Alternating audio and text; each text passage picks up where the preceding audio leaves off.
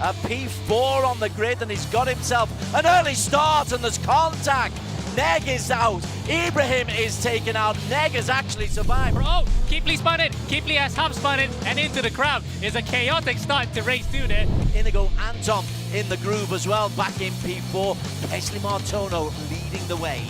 And that's a very familiar position for him. Oh, that's a spin. That might be Nakib. It is Nakib. Nakib has dropped it out of the final corner. And look at that. The rest of the field swung by, including his brother Nabil there.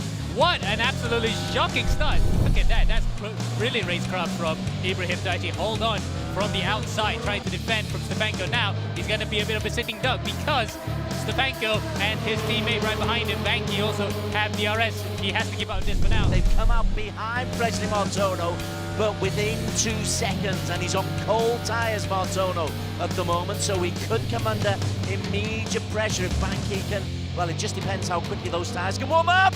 Oh, Ibrahim spins. He's on double medium, so that actually helps out for his cause towards the end of the race, unless, of course, he does a lot of that. That was a lockup. Oh, he spins! He's actually spun at turn 9. Now that will put everyone else back into play, including the likes of Nabil Aslan, who takes the lead. He's got the remaining DRS that he can use here to attack, while Nabil then, look, he's actually still ahead. The DRS has not been an advantage to Stefanko because he's using the battery power, any battery power he has left in his bank. Oh, he spins! He's been taken out by Stefanko, and the hit has actually compounded that. So that will be a controversial finish here.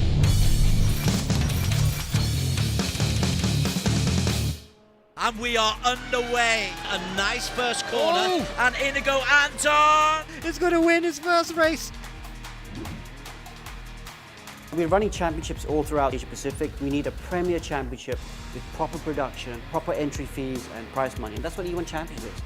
E1 Championship really levels the playing field. We've made a great start on e-racing. It allows people in the real-life teams and the sim racing teams to compete on even footing, and they can be competitive against each other. The level of racing was really, really high. It's a terrific sporting competition. We want to make the racing even harder and more realistic. In RaceRoom, the drivers and teams have learned how to have contact without breaking the car. We had so many incidents on the track that we had a couple of races banned from competing for the last 2 rounds. E1's going to get bigger and better all the time. As we become a global championship, we're going to get more European teams and drivers taking part as well.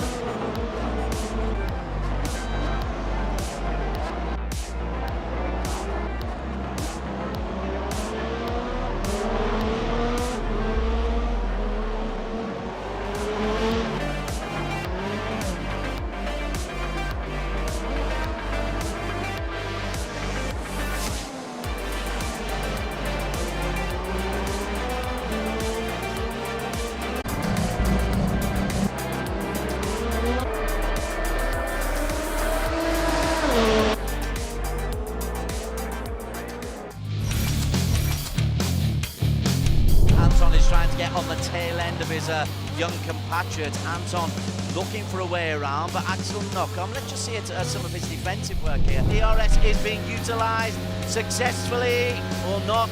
Well, he dinked one on the inside there, but Banky as well, he actually dinked on the inside very late to actually defend. Now it's going to be game on. Fights on between these two for the first race win of the season. Banky goes outside and Keithley goes on the inside, which in turns to the outside coming out to turn 3. It looks as though he's using DRS again, but Banky, I think, is on the overtake button. He is clear away from the Williams Esports driver. For once, Russell Reyes making the noise out of the Philippines as he comes down. Is he close enough? He can use his DRS, and he will try and use his DRS here. And Russell Reyes tries to go on the inside, successfully does so. Takes a P6. The switchback is on from Mohamed Ibrahim. Look at that, they pulled away from Stefanko. They're gonna dink left and right. This is almost like Nico Hulkenberg and Nicolas Lapierre back in 2005 for the A1 Goes GP through. race. And he's gone through. Keithley's gone through for the lead. Mohamed Ibrahim has come through from a P4 on the grid, and he's got himself an early start, and there's contact. Neg is out. Ibrahim is taken out. Neg has actually survived. Oh, Keithley spun it. Keithley has half spun it and into the crowd. It's a chaotic start to race 2 there. Inigo Anton in the groove as well, back in P4. Wesley Martono leading the way. And that's a very familiar position for him. Oh, that's a spin. That might be Nakib. It is Nakib. Nakib has dropped it out of the final corner. And look at that. The rest of the field swung by, including his brother Nabil there.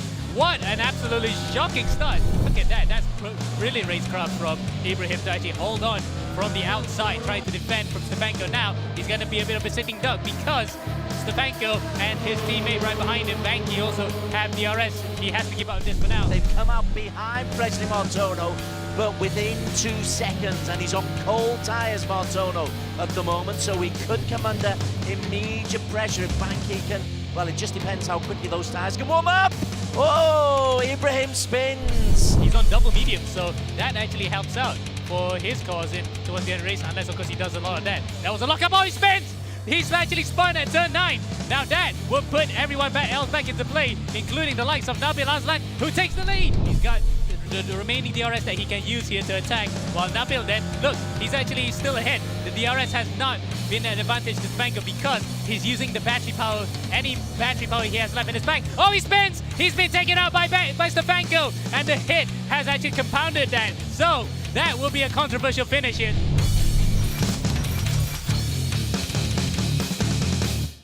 And we are underway. A nice first corner. Oh. And Inigo Anton. He's going to win his first race.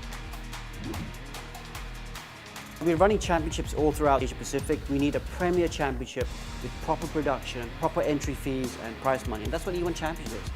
E1 Championship really levels the playing field. We've made a great start on e-racing. It allows people in the real-life teams and the sim racing teams to compete on an even footing, and they can be competitive against each other. The level of racing was really, really high. It's a terrific sporting competition. We want to make the racing even harder and more realistic. In RaceRoom, the drivers and teams have learned how to have contact without breaking the car. We had so many incidents on the track that we had a couple of races banned from competing for the last 2 rounds. E1's going to get bigger and better all the time. As we become a global championship, we're going to get more European teams and drivers taking part as well.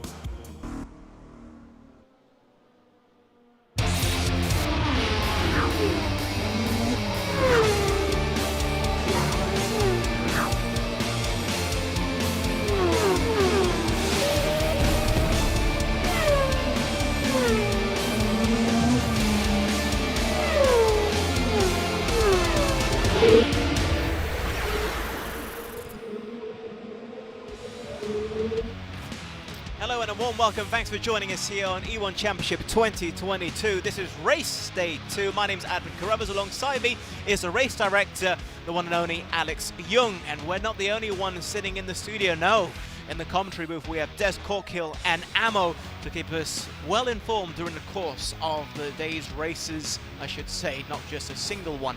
But I need to ask firstly, Alex, last week, Sepang, Malaysia, Southeast Asia, that's where we were. Any surprises for you in that? Well, I mean, thing about the first round of the championship really was how the Europeans dominated, didn't they? Williams Esport really did a really good job. And of course, Mumbai Falcons, the Indian-based team, did a really good job as well. But I'm expecting 7-9 from Malaysia, Team Flash from Singapore, Black Arts from Hong Kong to come stronger again this weekend. Yeah, it was certainly very thrilling. Now, this entire thing is organised by Axel Sports, EGG and Astro, supported by MAM, the Motorsports Association of Malaysia, and RaceRoom. We are live, by the way, on Arena plus Suka, also broadcasting on YouTube and Facebook. All you have to do is look up E1 Championship. And we're broadcasting in Singapore via Mio Sports 2, in Vietnam on VTV Cab, Thailand on True Gaming Up, and in Indonesia via TVRI Sport. So a similar question to you, Amo, I need to ask. Did it live up to expectations last week in Sepang? Yes, it did, Adam. In fact, we got a lot of excitement from that first race, especially given the fact that these are brand new cars for a lot of teams and drivers to get used to. There were thrills, there were spills, and I think we're going to expect the same thing here for the second round, Adam. Okay, if you missed out on what happened last week, though, don't worry. We have a little recap to catch you up. First race of the season about to get underway at the Sepang International Circuit in Malaysia. It was hard. I mean, this car is difficult to drive, especially when the tires go off. Banky at the back, there is a collision. Mohammed Ibrahim has come through from P4 on the grid and he's got himself an early start and there's contact. Keepley spun it. Keepley has half spun it and into the crowd. There's a chaotic start to race 2 there. Oh, he spins! He's been taken out by Stefanko, and the hit has actually compounded that. So that will be a controversial finish here instead. And that's a very familiar position for him. That's a spin. That might be Nakib. It is Nakib. Nakib has dropped it out of the final corner. So he's on double medium. So that actually helps out for his cause in towards the end of the race, unless of course he does a lot of that. That was a lockup. Oh, he spins! He's actually spun at turn 9. Now that will put everyone else back into play, including the likes of Nabil Azlan, who takes the lead. Drivers having one or two problems with the pace of the car, but Martin Stefanko, no real problems for him. A 46-point weekend for him. And for Williams Esports, Jack Keithley, a 37-point weekend. It was the Europeans, Ben Spanky, adding to the front two with Williams, who really took all the honours. Big shout out though for Russell Reyes, though. He's often goes under the radar, the Filipino. He was the top from the JMX Phantom team out of Indonesia. 27 points alongside Apex Rating Academy's Julian Kunze. They're the top 5 in the championship standings. Moving on now to the Teams Championship, and Williams Esports, because of their strong finishes in the first 2 races, sees them in the lead in front of the Mumbai Falcons by 29 points, with Keithley and Stefanko winning both of the races in that first round. Mumbai Falcons then would not be too disappointed with that first round because Banky did perform quite well. Ibrahim would like to go a few times better here in round 2. JMX Phantom being led the way by Russell Reyes because he had a really close finish in that second race. Pressy Matondo will be a bit disappointed by dropping in race 2, and we see the rest of the field. Apex Racing Academy with Kunze really dragging that team up, and then running out the top 5, Black Arts Racing with Josh Perwin and Kalen Chin. Many thanks there to the guys for keeping us updated on everything, and I need to ask, we know who'll be pleased. It'll be Williams, and we'll discuss them later, but I wanted to see more from Mohammed Ibrahim. Why? Because he's the reigning champion. Of course, reigning champion, was with Team Flash, now with Mumbai Falcons, and yeah, he'll be very disappointed with that. He had 2 penalties as well for hitting people when he's trying to come back to the field in race 1 and race 2. But the most important thing was the speed was there. He was very quick. I thought he had a really good chance to be on the podium for race 2, but something went wrong with the pit stops. Didn't quite get the pit stops cleanly. But he'll be back, you know. Ibrahim is such a competitor. The intensity he brings to his driving is quite unreal, really. And I'd be very surprised if he's off the pace today. Well, you just mentioned some racing incidents there. For those that are unaware, what are the repercussions if you are involved in more than your fair share of accidents on the race itself? Okay, so we get penalties, obviously, post-race penalties. They can be like 5 seconds, 10, 20 seconds, even a drive-through, which is like 30 seconds post-race penalty. So it depends on how bad your incident is, you know, whether we think it's malicious, it was intentional, or even if it was just careless. If you're just super careless, you're going to get a penalty for that as well. And of course, each time you do a penalty, you get points, right? You get penalty points, just like in Formula 1. And if you get 6 penalty points over a 3-race period, then you're going to get a qualifying ban. Three consecutive races. You mean? Well, if you got, because after 3 races, then yes, 3 consecutive races, Okay.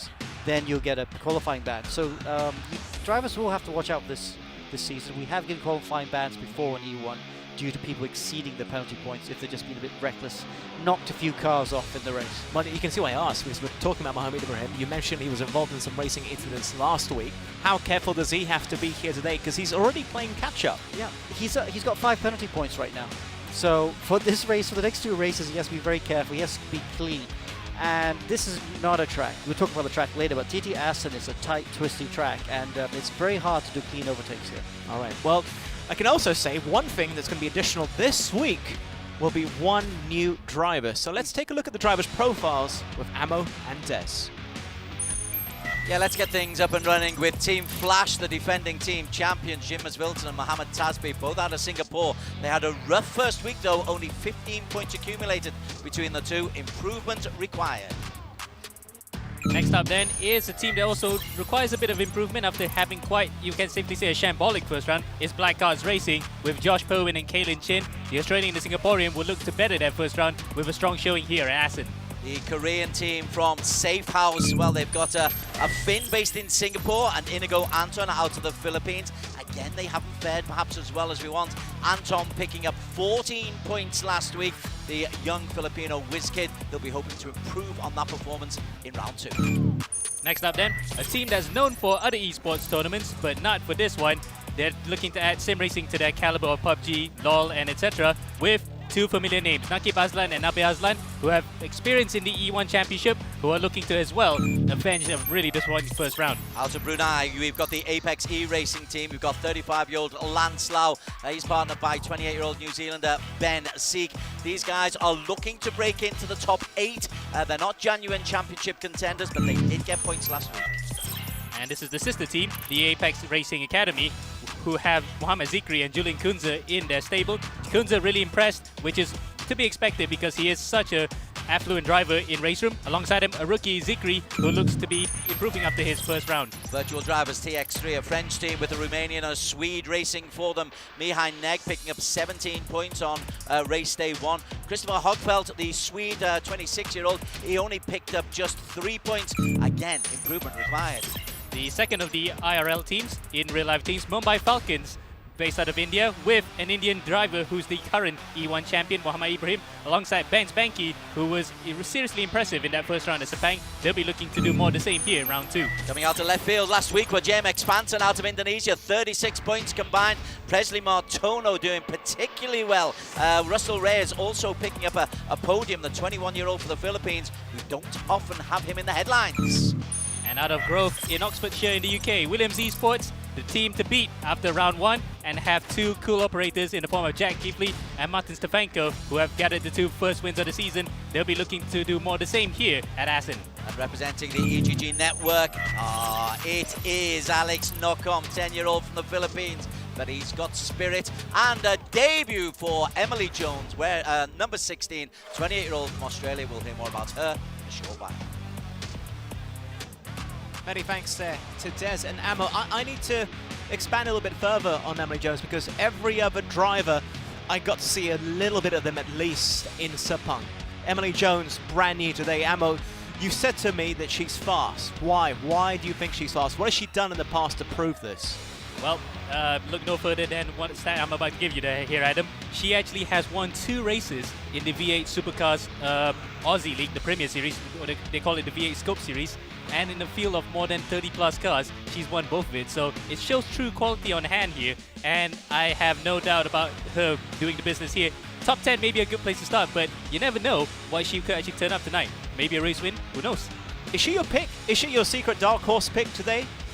For sure, yeah. I think she is quite a secret dark horse pick. She Brave call, Sam. Yeah, I know. I'm not putting any money on the line here on that one because, of course, we cannot gamble in this country. But I would safely say that she will impress us for sure. Getting to the points, it will be no problem for her, Adam. I really wish I could speak to her right now, because you could be cursing her. It's probably the last thing she wants, that somebody here in our studio will be hyping her up. But, hey, you'll see what she brings on the track later. Can I also inquire drivers' mindsets and competitiveness, not with everyone else on the track, but your own teammate?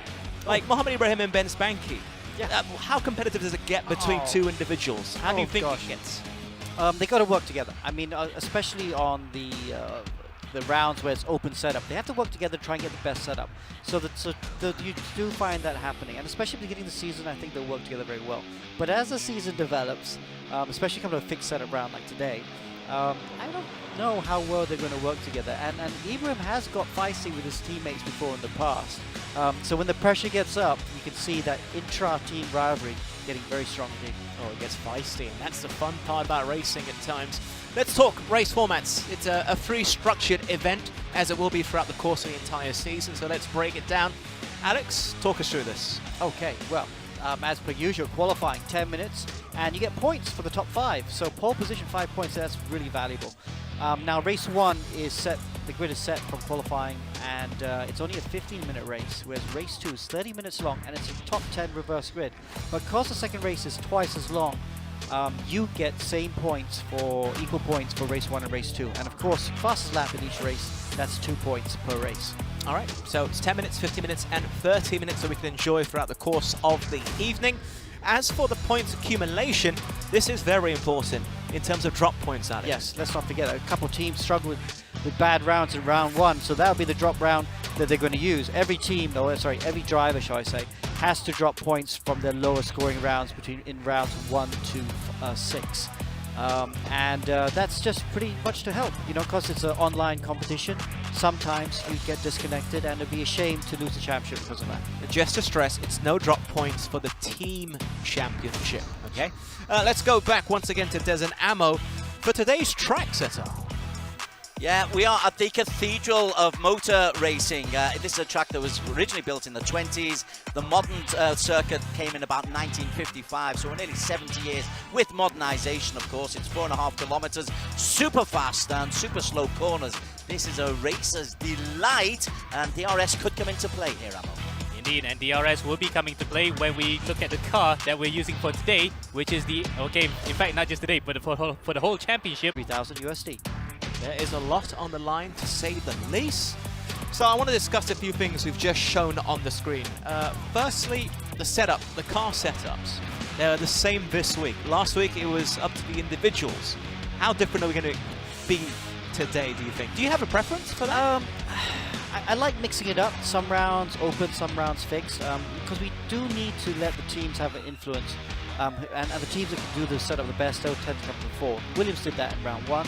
But it's nice to have fixed setup rounds as well, where everyone runs the same car, because then we just really see it's down to the drivers to really make the most of the drive to get the result. And you will see the deck get shuffled a little bit. So I like the fact that we can spice it up. And I think here in round 2 at Assen, and a track that's very difficult to overtake, we are going to see some surprises. Yeah, in terms of the same setup that we're seeing today for format, Ammo, I'm going to ask you, who does it suit, do you think? Anybody individually stand out to you? That's quite a tough call here, actually, Adam, because we don't even have a barometer yet in terms of how the teams have set up with these cars, fixed setup, and how they have dealt with it throughout the races. So this would be kind of like a brand new thing for a lot of them. So if anyone actually were to stand out right here, we can use that as a sort of litmus test to see for the next round, if we have a fixed setup race, who's going to advance, who's going to be more advanced in terms of how they prepare for the race. But for the time being, it's quite open right now, because the ceteris paribus nature of this really is an open season for a lot of people in today's round. Okay, completely understood. We haven't really talked about them much so far, and that's with good reason, because we've prepared something a little bit special concerning the team that are currently the pace setters. It's Team Williams. Fights on between these two for the first race win of the season. And Jack Keithley from the United Kingdom on debut is going to come through to take maximum points. He gets the victory, punches the air in delight, as Banky is then taken on the inside by the Williams of Stefanko. Gutsy move by the Slovak. the DRS has not been an advantage to Stefanko because he's using the battery power, any battery power he has left in his bank. Oh, he spins! He's been taken out by Stefanko! He's going to have to dart through on the inside. He takes the inside line. Reyes on the inside. Stefanko is able to hold on. And Martin Stefanko for Williams Esports will take the victory. But yeah, we've got a very strong team, very strong package here. We're the fastest on track. We're looking to progress for the season ahead. Really happy with it, and yeah, looking forward to the next race. It's going to be exciting. It is going to be exciting. Alex, when I think back to last week, it's not as straightforward as seeing just one individual dominate all three races, qualifying, sprint, and reverse grid. We saw Jack Keithley spin out, do you remember? Yes. Into P10, having done so well previously. So it's not clear and cut in terms of just being the favourite. Yeah, and I mean, the pressure's on. You know, these cars are really fast, they're really hard to drive. Don't forget, for round one, of course, it was released only a week before round one, so you could see, and that's why a lot of mistakes also happened in round one, because everyone was new to the car.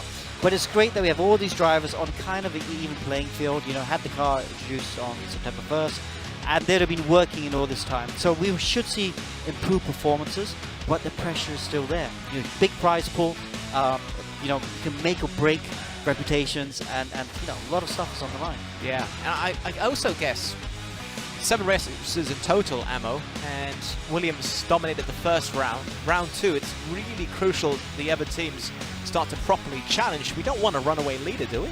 Absolutely, we don't want it to be the same situation like in Formula 1 right now, where Verstappen's just winning every single race every week. So we just want to help get that interest up and get everyone involved in it. So really then it's all up to the teams here, the other teams beside Williams Esports, to just get their act together and try to have a firm hold behind them so that we can have a good championship for the rest of the season. And ultimately, it's also down to the track. This is very, very different from Sepang. We saw the graphic just now, we saw the layout. We know it's not really for cars, it's more for bikes. So what can we expect today? I mean, how many DRS zones are there that could come into play? Ammo. Well, based on the track map, Adam, I think we can simply say you can still use all the 3 DRSs available for one lap, but it's going to be quite tricky, especially the back straight that leads up to the famous chicane where the Assen fans have seen so many lead changes over the years. So it's still possible. It's just that I would see it more like one-way traffic. It's very processional, Adam. So really then it's up to drivers to just try to send one on the inside whenever possible. Is it super fast in the flat outs and the corners? How crucial an element is that going to be? Because it looks like there are going to be some really slow corners in this track. Yeah, indeed, and it's going to be a problem for, especially when you're going to put the throttle onto 100 and the wheels spinning onto the road, because the amount of turbo lag this car has, it's easy for it to spin out. So really, they have to be careful through the slow corners. While the fast corners, on the other hand, it's just going to be a case of whether or not they can keep up through the corners here at Assen. And indeed, we're not really sure how the race will play out, because on bikes, it's an exciting prospect. In cars, it's a bit of an unknown, but I would say it's going to be a bit processional in terms of one-lane traffic in certain areas. For the viewers who are watching right now, this track was only drawn a lucky draw right here last week in the studio. Plus, don't forget, it's with a relatively new car as well, so it should be exciting. We're now ready for qualifying, so Ammo, I'm passing the microphone back to you alongside Des Corkill. Thank you very much. Yeah, let's get the qualification underway. And last time out, it was Stefanko, the Czech Republic racer. Involved a bit with his teammate Keithley, where he had the half spin and he got caught up in there. But apart from that, he's been clear. So he would like to continue that momentum coming into the second race here on a track that we're not sure who is it going to suit for, but it'll be interesting to see who will come out on top in a fixed session race. Best result in that first race. Not to take best result in that first race. Not to take nothing away from Martono, because he could have won that second race had it not been for that spin. Oh, talk about spin. There's Reyes going for a spin himself. And straight back to the pit lane. Reyes going for a spin himself. And straight back to the pit lane to start another qualifying lap. But I think he will down the marker lap time. And he just wants to minimize the mistakes here to really kickstart his championship defense. Okay, the fastest man out on the circuit as we follow Ibrahim around. He's not on a proper circuit at the moment, but Martin Stefanko is the man who is in pole position. A 1:09.8 his starting lap time. Again, I just think he's taking a little bit of time out here, the Williams racer. Fastest in qualification last time out. To double it up, be quite a performance. Indeed, and we're going to stay on here with Muhammad Ibrahim to see how he fares in this current lap. And going around the circuit here, it's a shot. The two coming up, the marker is coming up pretty soon. And Ibrahim. Yeah, Ibrahim then coming onto the back straight, and he might just use his DRS right here. Oh no, he doesn't, because he's fastest. He is fastest, but he's just being a bit tentative here as he's got back markers. That might ruin his lap. Through the chicane. And Muhammad Ibrahim, a little frown as well, shows the team, but he does indeed go second fastest, would you believe? And he still has enough time. Stefanko is quickest out on the circuit. 43 to go, so a lot of opportunities still for them to go. But now we're into the final 3.5 minutes or so. Bit of pressure building. Aaron, so hopefully you're watching here and willing just in front of Kaelin Chin as I expected, but he looks a bit disappointed with that lap though. P8 as we've got a new leader, Muhammad Ibrahim, a 109.7. We have got a new pole sitter, Ibrahim. Gosh, he is 0.7. We have got a new pole sitter, Ibrahim. Gosh, he is proving that last year was no fluke. It was no fluke because despite we keep saying that RaceRoom's not his game, as Nakib then on the limit, nearly losing it, coming out of turn number 11 onto 12. This is important to get those points and him being the leading. This is important to get those points and him being the leader after round 1. Across the line then, would this be an improvement? He's fastest through that final sector by 1,000th, but not enough to actually improve his position. He's with a P3. Martin Stefanko, the championship leader, content with P4. Muhammad Ibrahim and Nakib Aslan sharing the front row of the grid. Mumbai Falcons and Sem 9. It is last season's champion against Malaysia's best. Oh, this is going to be fabulous. Many thanks there to Des and Ammo. What a qualifying round. Yeah. What a round. And I felt justified that we talked so much about Muhammad Ibrahim before because he won for him. Oh, you can never discount Ibrahim. He's such an aggressive driver. Standing by, Muhammad Ibrahim, can you hear us? I can hear you. Look at that smile right there. I can see what this means to you. It feels like you needed this after last week. Yes, I did. Because the pace was definitely there last round, but for some or the other reason I messed up qualifying. So I'm really proud and happy with this pole. God's will. Thanks. Thank you to God's will. As you should be, sir. As you should be. But what about the track itself? I mean, the corners can be a little bit tricky here, a bit slow. How did you find it? Particularly being aware of the back markers as well. Yes, it was quite a hectic qualifying. You know, you really have to where you're on the track, so you get a clean lap. You have to make it count, basically. Okay. All right. Good luck with the rest of the race, and we'll speak to you again soon. Okay. Okay. Thank you, guys. Muhammad Ibrahim there, probably getting himself geared up for the sprint race, of course. But I want to pick up on something Ammo was mentioning. Because it's the same setup, how important is resource management here? Well, you can see them going really slow on the outlap, so that tactic was to play, and largely from what we could see, people were getting out of the way on the slow outlaps for the faster cars, so that was good. Okay, we have the man in P2, Nakib Aslan, are you there, sir? Hello, I'm here. Okay, good to speak to you. P2 just missing out on P1. Disappointed? Yeah, utterly disappointed. I think definitely the pole was on the cards. On that final lap, it was on for a pole, but just lit up the rears in one of the corners, so a bit disappointed. But then again, you know, the field's so tight, anyone could have been that pole, so happy with P2, I guess. Have to take the positives when I can, and it's a good starting position for the race after this. Always, there's plenty more points to be won throughout the course of the evening as well. Alex, do you have any questions for Nakib here? Just good luck for the race, man.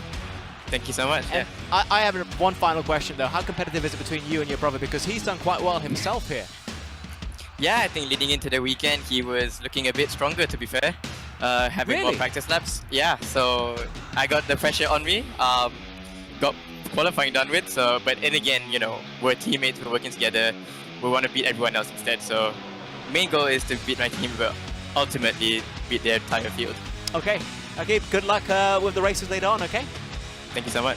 All the best. I find that interesting that he's saying his brother was better in the lead-up, but here he is in qualifying. Because his brother didn't have any big races on the weekend. Nakib was involved in the IGTC, International GT Championship, so for his team, Sem 9. So he had a lot of practice to do, was it Thursday, Friday, Saturday. So he was a bit short on practice compared to his brother, but it didn't seem to slow him down, did it? No. I was watching Stefanko on the final few minutes there. He was really heaving that car across the track in a more aggressive way than I think I've seen over the past 2 race days. I noticed that in Sepang as well. Both the Williams drivers were very aggressive in qualifying through 13 and 14 in Sepang, almost sliding the cars through the corner. Not obviously enough to slow it down, but just the right amount of yaw through those corners. And you could see it, like you said, with Stefanko to the chicane just now as well. Interesting. What didn't quite work today, but definitely worked in round 1, didn't it? Yeah, very interesting, and it sets us up nicely because we have to go for a very, very quick commercial break, but that was just qualifying. Imagine what we're going to get from the sprint race, because that is minutes away live here. We're back in a few minutes. Stay tuned.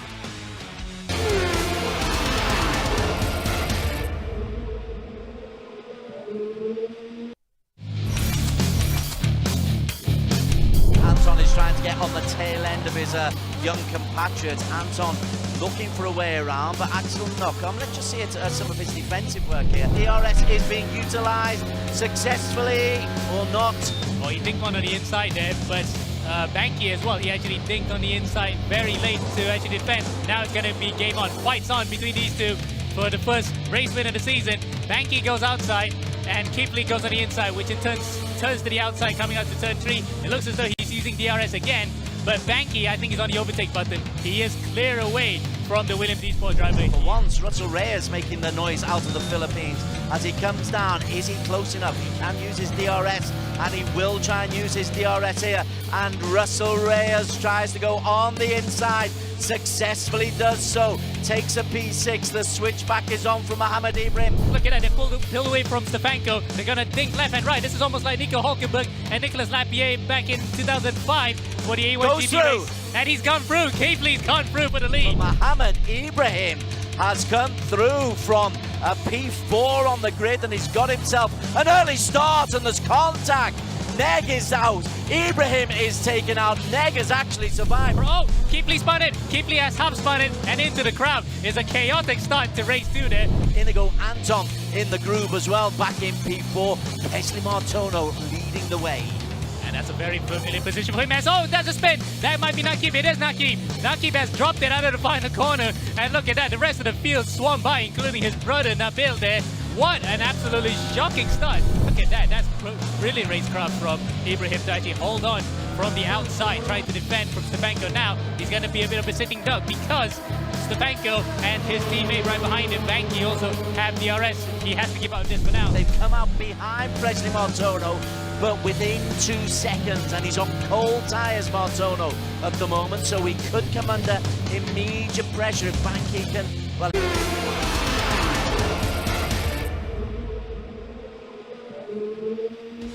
Welcome back once again to the E1 Championship 2022. This is round 2. I'm Adam Carruthers. The race director is beside me.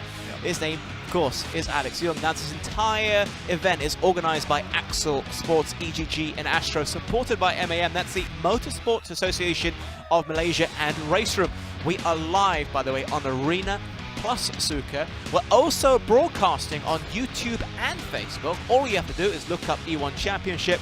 We are also broadcasting in Singapore via Mio Sports 2, in Vietnam on BTV Cab, in Thailand on True Gaming Up, and in Indonesia via TVRI Sport. Thank you very much for joining us. And if you've just tuned in, we've already had qualifying, but don't worry, Des and Amo, our dynamic duo on comms, have a recap. In Southeast Asia, celebrating Mohamed Ibrahim, Mumbai Falcons, or South Asia I should say. He is fastest on pole, the defending champion.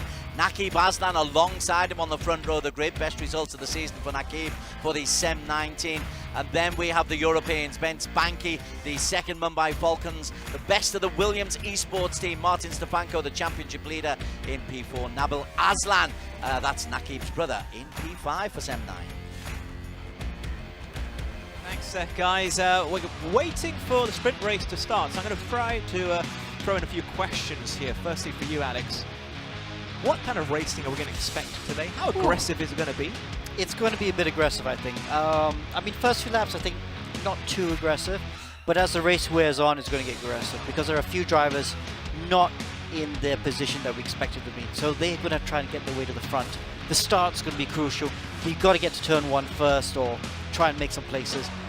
Get through the first 2 corners without contact turns 3, 4, 5 there, those are all kind of longish corners which invite someone to stick the nose in. And when it's that close on the first lap, you're definitely going to see someone sticking the nose in and putting someone round probably. And even if you survive the first lap, it's so hard to overtake that as the race wears on, you're going to see people get more desperate and try and send one down the inside. And that's before you even consider the battery, the DRS, the strategies of where you use it to try and overtake or defend. I really want to ask that to Ammo as well. What is a workable strategy, do you feel, specifically for this track, for this new car, let's not forget, and for the drivers themselves, Ammo? Yeah, it's quite tough to call right now, but I would say that the first thing they will have to do is to just try to stick one on the inside and hope it sticks, because there's not that many overtaking spots on this circuit. The one we can identify when me and Des were discussing about this was turn 1 and then the final chicane. Anywhere else is just pretty much a shot in the dark. It's pretty much into the unknown for a lot of these guys, so they really have to try and send one on the inside. In terms of strategy, first race, just stay out of trouble. They just do not want to spin and really soil those tires to really compromise their round, because wherever they finish outside of the reverse grid, that's where they're going to start for race 2, and that will really put a damper to the weekend if they were really having a poor session to begin with. Why do you say turn 1? Why did you highlight turn 1 as being an area to look out for? Because it's a bit tight there, Adam, because in MotoGP as well, there's been a few accidents over the years, so we have to make a note that that might be a point of contention as well for whoever's starting further behind. Yeah, I know he's rubbing his hands in glee, knowing the fact that it's going to be quite chaotic in that first few turns, I would say. And I didn't get a chance to ask you about the qualifiers there, but it just feels like Mohammed Ibrahim, both to an extent, the Aslan brothers, are responding to Sepang last week, where you could say it was disappointment. Do you feel that's the case here, and are we going to expect a response in the sprint race from some of the other drivers? Zeke suggests he's got to, really taking it, and there's a big crash there. Mohammed Ibrahim caught in some severe contact. We thought there might be chaos in the early stages. My word, Ammo has a big chaos. Cars everywhere at turn number 5. That was not the start that we would have wanted, but for a lot of people who have gone through that unscathed, the likes of Inigo Anton, Kaylin Chin, that was the start they really wanted, and they're up to the top 5. As meanwhile, the Sam 9 brothers, Nabil and Nakib, are out in front, Des. This is the result, this is the response they wanted after what happened in round 1. Absolutely, Nakib, he stayed out of trouble. Nabil came through all the problems. Tasbe in P3, Inigo Anton from the Philippines in 4 ahead of Kaylin Chin. Ibrahim was bashed out to P6. I'm looking further down, Stefenko down in P10 at the moment, but currently we are sailing with Nakib Aslam, and he's got himself a healthy lead. Yes, there's DRS, but a half-second lead, and his brother and teammate behind him. There's a little bit of protection here for the but procession is there. How can you utilize DRS best if you're in this kind of procession? Well, you can see the case in point now. You're going to have to use it at all costs, and use it even between the corners. Look at this. This is something that you would not want to do in an F1 car in real life. It would really spin you out. But these Sim boys, they don't care about death. They want to actually get up as high as possible. Anton then really close to the back of Tasbe. It's almost like season 0, season 1 again. We're seeing the Asian contingent up in front on European soil, Des. Certainly are. 3.5 minutes into this race, there's a long way to go, but in terms of how you want to start, Nakib has got off to the perfect start. Once again, our friend. Now then, where's Mohammed Ibrahim? Oh, he's in P6. Ibrahim, he's always a storyline, isn't he? He's always a story. Yeah, absolutely. Especially after what happened last year during Le Mans, if I'm mistaken, where he made some rather appropriate comments about the way that some of the stewarding was handling behind the scenes towards him. He perceives it, of course. But luckily, he kept it all together in terms of discipline afterwards, and it didn't really affect him in his run to the championship. But right now, at least, after that strong qualifying, it looks as though the race has actually been turned on its head. It's gone a bit pear-shaped here, Des. Okay, Emily Jones, you mentioned her earlier on. Kiss of death, perhaps P14 for her, but she has made a solid start, opening out time, lap time of 1:14.183. Little bit off the pace, but as a debutant, so far so good, and she's the only one in this team for today, so she's representing the full EGG squad team. Yep, indeed. So not to say it's going to bring her back to carry the team on the shoulders, but definitely she's not covering herself in too much. JMS, oh, nearly gave her the commentator's curse right there. She just had a big opposite lock moment, but luckily held it quite well, trying to and it will send you out of the race if you have one too many. So I think Mads Wilton just didn't want to risk it. Okay, we are just over 5 minutes in. Up at the front, Nabil is now just beginning to make a move there on his brother. Teammates and brothers, but as Adam Carruthers so often points out, there's a real competitive spirit between these two. We are on board with Nabil Aslan. Nakib is the man in front of him. Let's have a look at the view that Nakib has behind of Nabil. To be fair, Nabil isn't exactly pressing too many alarm buttons for Nakib, and both are driving pretty well. He's gone off a bit there. He's gone off a bit there, so there's warning signs for Nabil himself to not really overcook it, Des. In terms of tyres, they're all on hard tyres, so there's no real advantage to be gleaned from there. The top three are a long, long way clear. Battle for P4 though. Inigo, Anton and Kalen Chin. We're mentioning young Kalen Chin for the first time this season. Black Arch Racing, he's in a strong team with Josh Perwin. Got himself into the top 5 and is putting pressure on Inigo Anton from the Philippines. Yeah, this is a real ding-dong battle, isn't it, between the young chargers, and let's see who will blink first. It looks as though Kalen might just actually try to send one on the inside here, because normally in a MotoGP it's a fast flick to the left and right, but in this case it's a chicane, and he does it, but loses. Yeah, he doesn't want to actually soil this race as well, because he did have a bit of a tough second race, so he wants to actually have a good round here if he was to stand any chance of at least starting out the season on a high. Good battle for P8. Ben Spanky leading Martin Stefanko. Jin Masvilton is right on the tail end of them. Jin Masvilton for Flash, the Team Flash team, who are the defending team champions. Well, currently in P10 and struggling a little bit with the pace. Flash with, well, Tasby isn't, he's up in P3, but Masvilton generally has so far this season.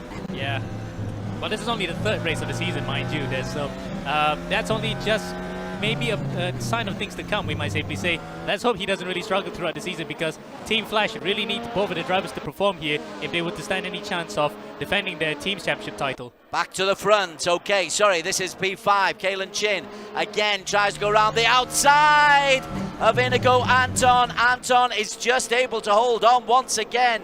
That's twice Kalen Chin's got his nose in front, and Inigo's been able to claw it back. He just flicked his head forward and backwards. We don't need to say lip reading needs to be a skill. We can see body language reading, and you can clearly see that there's some vulgar words coming out of his mouth which we cannot say live on air. Kalen Chin in the red and Anton in the black. Anton looks very, very composed. Remember, he was a little bit skittish for several of the seasons we followed him for, but now really does look a proper racing driver. Well, he is a proper racing driver. Yeah, he's really known for his late season charges, but if you could get the good results in the opening few rounds, he doesn't really have to worry about doing a late season search.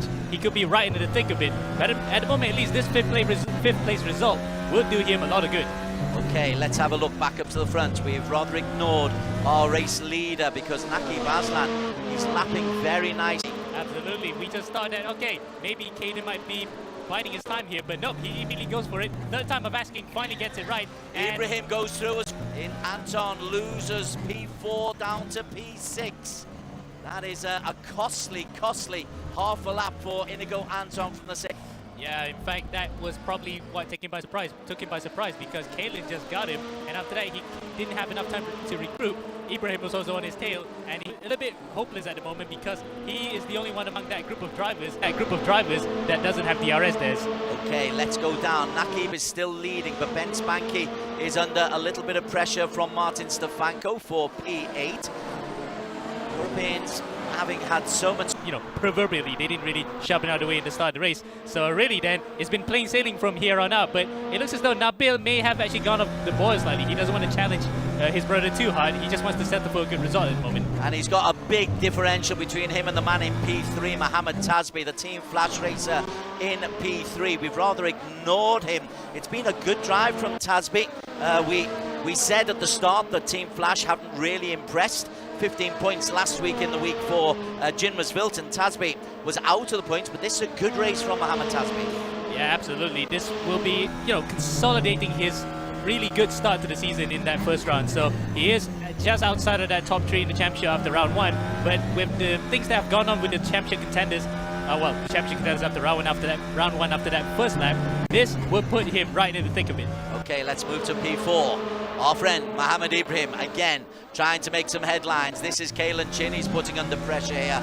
We've got 2:27 to go. The laps are running out for Mohamed Ibrahim. It's probably this +2. Yeah, in fact, Ibrahim may just want to, you know, get back a good result. As well as that Tasby has actually spun. So Tasby in trouble. Kalen Ching moves into P3.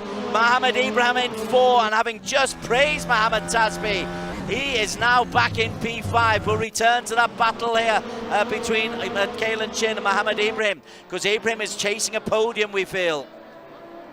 Aye, commentator's blind, isn't it? As we just said, he will be on as Stefanko maybe. Oh, that's a bit of an accident there. A bit of an accident in front of him. That might have been Tasby holding up Banky, which in turn had a bit of a domino effect towards Stefanko. And luckily for Stefanko, it was a light hit, so there will be no damage to that front wing. There is the battle for P7. Russell Reyes is away ahead of them. We will come back to that very briefly. Naqib Aslan is leading the way by 0.6 of a second from his brother Nabil. In the mirror, once again, Reyes, who's been ultra aggressive so far this season, he goes through, and Banky is also trying to get in on the inside. This is a great battle for P5. Need to be very careful, though, that we don't ignore the man who is going to take the race win. Naqib Aslan was there at the start of lap number 1. He is there at the end of lap number 13. Naqib Aslan just needs to make sure that he doesn't make any mistakes. It's going to be a brother 1-2. Sem 19 are going to take this one, P1 and P2. Nabil, maybe we've seen him take him on the last in the last moment. He doesn't this time. The victory goes to Naqib Aslan from Nabil. Kalen Chin 10 seconds down. He's looking to hold on for P3 against Mohamed Ibrahim. Kalen Chin's best result of the season. Ibrahim, Inigo, Anton will hold on to P5 ahead of Reyes and Jinmas Vilton. Stefanko, last week's victor, down in P10. Naqib, though, with the victory. And the boys are back in town. You said it, Amo Hazik. Indeed, and the boys are definitely back in town. In this case, the boy who was champion in Season 0 is well and truly back in the hunt for the championship fight, Des. This is setting us up real well for Race 2, and I can't wait how this will go, Des. Indeed. I bet Adam Carruthers asked something about brotherly consistency or brotherly competition, because it is genuinely a competition between those two, but also a real note. Kalen Chin hitting good form once again. Ibrahim really showing that his form is good as well. But the Europeans, they really didn't do it. Here's the confirmation. Best lap going to Nabil Aslan. Naqib taking the victory, 25 points. Nabil 20 + 2 for the fastest lap. Kalen Chin ahead of Mohamed Ibrahim from Mumbai Falcons. Inigo Anton for Safe House in 5. Banky in for Door Sports in 6. Reyes in 7. Masvilton 8. Josh Perwin 9. Stefanko in 10th. Points also for Neg. Gunter Emily Jones, well done for Emily Jones picking up points. Mohamed Zikri in P14. Last of the points going to Ben Seek, the New Zealander, racing for the Apex team out of Brunei. Thanks to the commentary team. What a race that was. Yeah. But Alex, I generally wasn't expecting the two Sem 9 brothers to be so far ahead come the end of the race. Yeah, so we just caught the start of the action of, I think, turn 3. Ibrahim had contact with someone, it put him out. I think he took Stefanko with him, and I just allowed Nabil to go through. So we'll have to see if there are any protests after the race. But yeah, so great for Sem 9. You know, they got disconnected in race 1 of round 1, so they didn't score any points for that round. And they did say that one of their big important things is to try and win the team championship, of course. So you can't have a good feeling. And we have to ask Naqib, was Nabil holding back just to protect that team result? Why don't you ask him right now? Yeah, I believe he's standing by. Can you hear us? Hello. Congratulations. Yes, I can hear you very well. Okay, Alex has a question he was just saying. So, congratulations on the win, first of all. But thank you. Did it seem like Nabil was a bit quicker in that race? Didn't it? No, I don't think so. No? You were just holding back? Or was the DRS that strong? No, yeah, the DRS was insanely strong, I think. You know, we were looking at the sectors just now, and I was making fun of him that he gained 3/10 alone in the final sector. So, yeah, the DRS was really strong. Initially, if we found out that the DRS would be strong, we wanted to work together. But it was very hard to overtake at this track because, you know, it's so fast and sweeping that the dirty air is actually quite bad. So following cars is actually pretty difficult. So thankfully that played into my favor. But yeah, I think ultimately I'm really happy for the team. 1-2 from the get-go. A great way to bounce out from last week. Yeah, just really delighted. Well, that was fantastic. Can you also take us through the first few corners of lap 1? Were you going down the inside of Ibrahim at turn 3, or was Ibrahim trying to go around the inside of you? The start was... We can hear you. Thank you. So the initial getaway was a bit difficult because of the dirty side. But, you know, I think after that it got quite smooth, and then after that it was a bit chaotic. People were kind of everywhere. I saw Nabil coming in, charging it back. He was leading at one point, and then he went wide at turn 3, if I'm not mistaken. So that's when I went in the inside, and after that it was a 1-2 after the hairpin, and we decided, you know, let's work from this. I don't know what happened to everyone else. Ibrahim, Banky, I don't know where they went. So, yeah. Well, you're back in the championship hunt. Yeah, fair play. You don't know what happened with everybody else because you were so far ahead. Good luck later on with the reverse grid though, okay? Yeah. Thank you so much, yeah. It wasn't the only battle that was going on. Kalen Chin and Inigo Anton, yeah, about halfway through the race, there was a great battle there for P4. Yeah, absolutely. Inigo was defending quite hard. Not hard, safe but hard. But Kalen, great result to bounce back as well. Let's try and speak to him now. Kalen, are you there? Good to see you. Yeah, I can hear you. You take us through your race. That was an eventful one. Wow, I don't really remember much of it, honestly. I remember the first lap was chaotic. There was a couple of crashes all around me. I had been hit from the left side, I think, into turn 4, lap 1. And then after that, I had that really incredible battle with Inigo where the car, I would try to overtake him, but he had amazing defense. And then I had Ibrahim the last 5 minutes. That was so tough to keep him behind. And yeah, it was a great race. I'm really happy with that. Yeah, you were able to, of course, capitalize on Taspi and his spin, putting yourself into a podium place. But was there any hope of catching up with the top two, the Aslan brothers, Sem9? Honestly, they were like, what, 8 to 9 seconds ahead by the end of the race. So by then, of course not, but when the gap is around 3 seconds, there's a little bit of hope. But with the battling and all that, it made the gap increase a bit. So there wasn't really much hope toward the end, but the race pace, it seemed a bit similar, I think, and so I'm confident going into race 2. Okay, Hayden, thanks so much for talking to us, and you gave us a lot of thrills in that, I have to say. Good luck for the final race of the evening, okay? Thank you.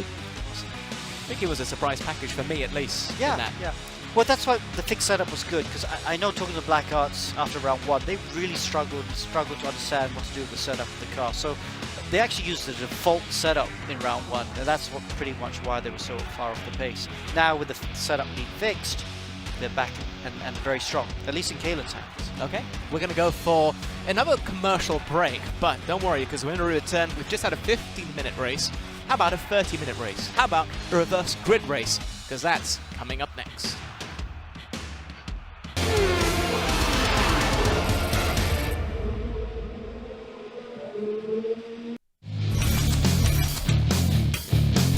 Anton is trying to get on the tail end of his young compatriot. Anton looking for a way around, but Axel Knockham, let's just see some of his defensive work here. DRS is being utilised successfully or not. Well, he dinked one on the inside there, but Banky as well, he actually dinked on the inside very late to actually defend. Now it's going to be game on. Fights on between these two for the first race win of the season. Banky goes outside, and Kipley goes on the inside, which in turns to the outside coming out to turn 3. It looks as though he's using DRS again, but Banky, I think, is on the overtake button. He is clear away from the Williams Esports driver. For once, Russell Reyes making the noise out of the Philippines. As he comes down, is he close enough? He can use his DRS, and he will try and use his DRS here. And Russell Reyes tries to go on the inside, successfully does so. Takes a P6, the switchback is on from Mohamed Ibrahim. Look at that, they pulled away from Stefanko. They're gonna dink left and right. This is almost like Nico Hulkenberg and Nicolas Lapierre back in 2005 for the A1 Goes GP through, race. and he's gone through. Keithley's gone through for the lead. Mohammed Ibrahim has come through from a P4 on the grid, and he's got himself an early start, and there's contact. Neg is out. Ibrahim is taken out. Neg has actually survived. Oh, Keithley spun it. Keithley has half spun it, and into the crowd. Is a chaotic start to race 2 there. Inigo Anton in the groove as well, back in P4. Wesley Martono leading the way. And that's a very familiar position for him. Oh, that's a spin. That might be Nakib. It is Nakib. Nakib has dropped it out of the final corner. And look at that. The rest of the field swung by, including his brother Nabil there. What an absolutely shocking start. Look at that. That's really racecraft from Ibrahim to actually hold on from the outside, trying to defend from Stefanko. Now, he's going to be a bit of a sitting duck because Stefanko and his teammate right behind him, Banky, also have DRS. He has to give up this for now. They've come up behind Wesley Martono, but within 2 seconds, and he's on cold tyres, Martono, at the moment, so he could come under immediate pressure if Banky can. Well, it just depends how quickly those tyres can warm up. Oh, Ibrahim spins. He's on double medium, so that actually helps out for his cause towards the end of the race, unless, of course, he does a lot of that. That was a lockup. Oh, he spins! He's actually spun at turn 9. Now that will put everyone else back into play, including the likes of Nabil Aslan, who takes the lead. He's got the remaining DRS that he can use here to attack, while Nabil then, look, he's actually still ahead. The DRS has not been an advantage to Stefanko because he's using the battery power, any battery power he has left in his bank. Oh, he spins! He's been taken out by Stefanko, and the hit has actually compounded that. So that will be a controversial finish here.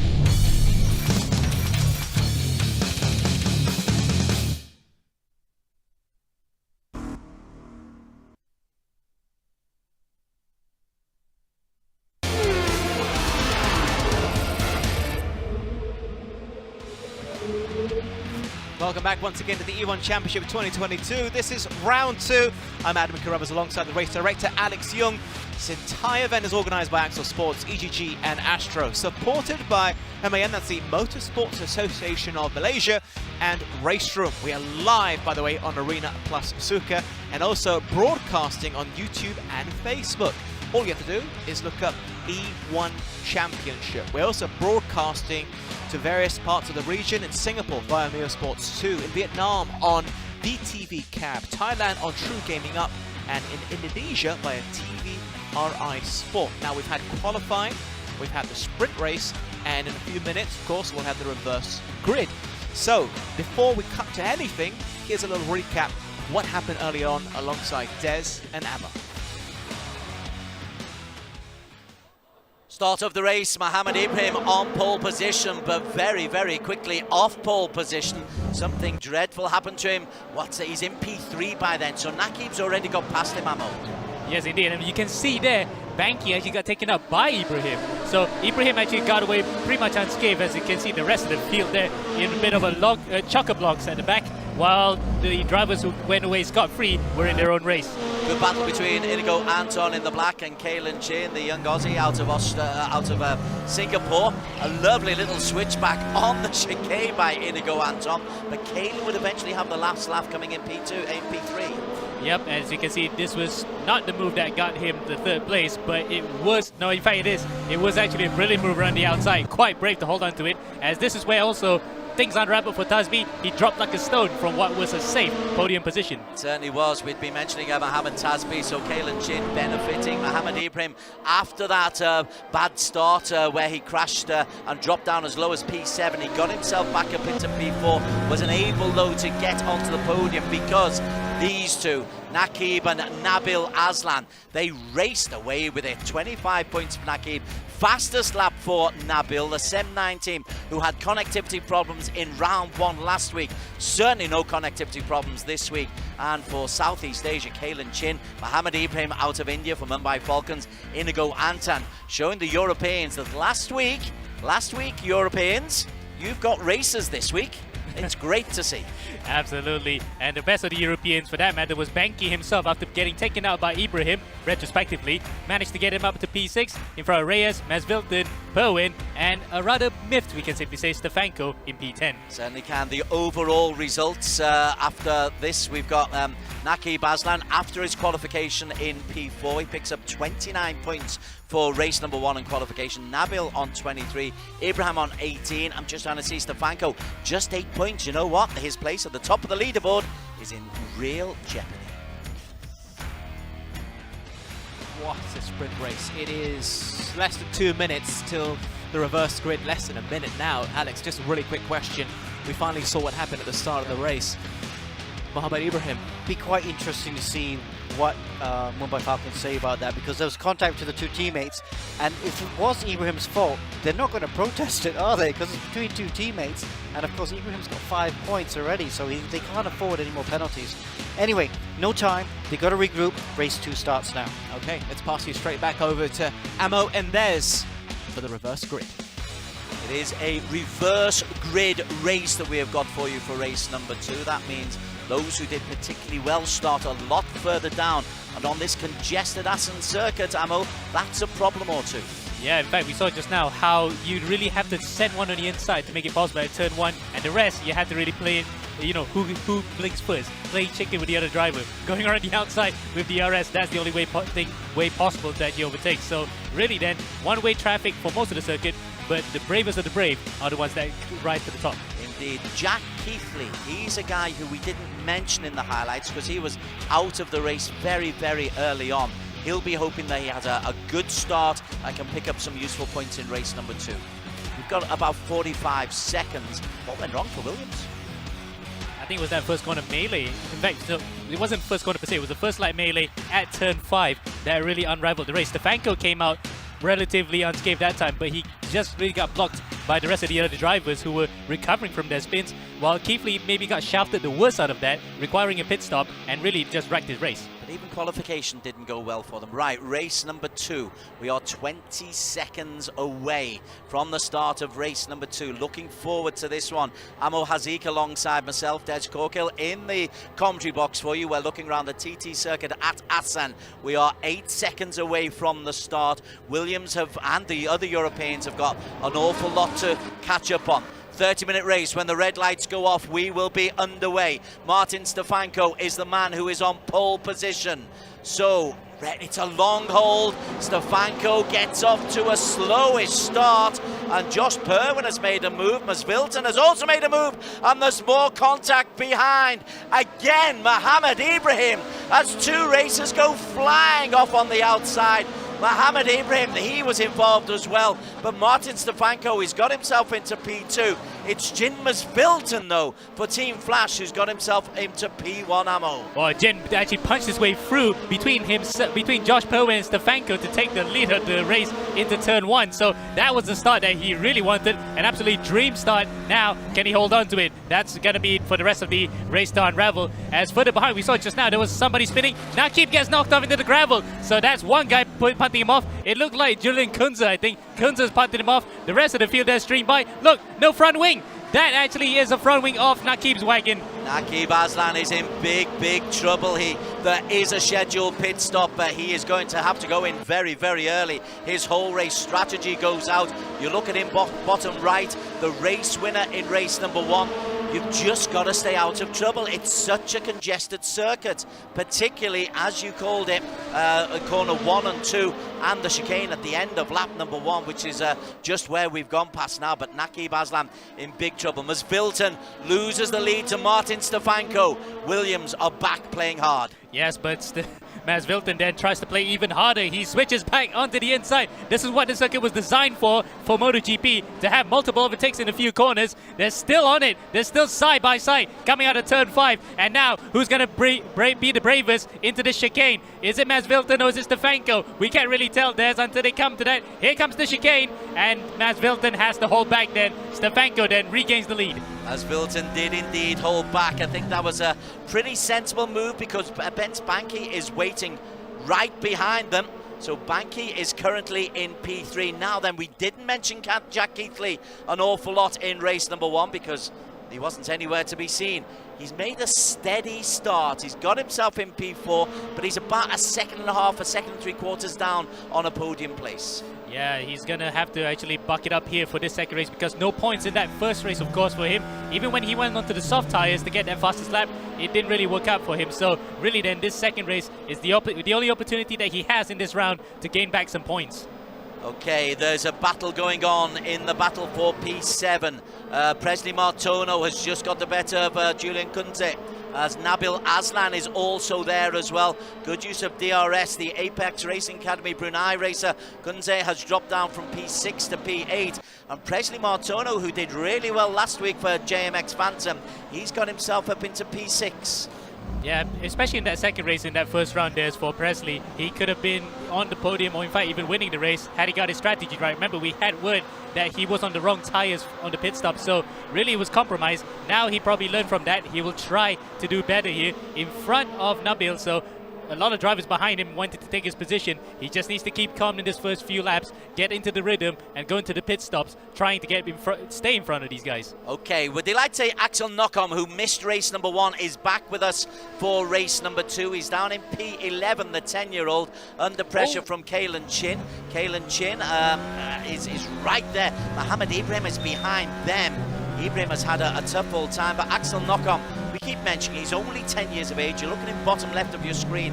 He's up against some genuine international quality races. And including the likes of Kalen Chin, the Singaporean-based Australian, right behind him there. He's going to try to get him on the chicane. Oh, that's quite close. He's got the rear wing touch, but now I think Knockham might just have the DRS because he crossed the line right behind Kalen. So Kalen quite aggressive there to get by. So battle of the young guns, 10 and 15-year-olds respectively, and that was quite a spectacle to watch in itself. Back, that's P10.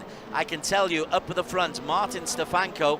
We'll return back to this. Martin Stefanko is showing us that he's really not happy with how he did in race number 1, because he's got a 1.6 second lead over Jin Masvilton, and it's a 3-second lead over Ben Spanky in P3. He's not hanging back, Dex. He knows full well that that first race was going to be, you know, something that motivates him, because that was really disappointing how he got caught up in that melee, and now he just wants to actually get back on even terms with the rest of the contingent who are trying to steal away his first place in the Drivers' Championship. Coming out to some back markers now, so that's interesting.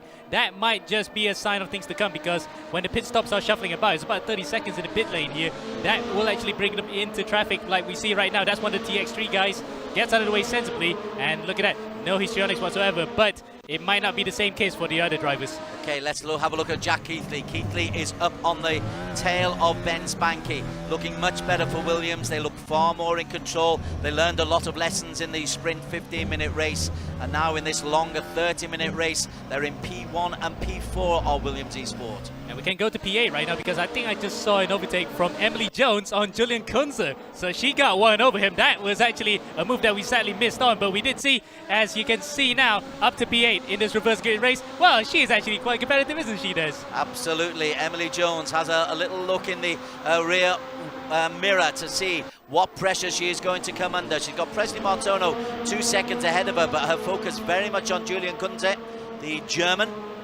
Won't be liking being in P9, but I tell you what, there's 3 drivers. This is going to be very competitive. There's a train of 4 here.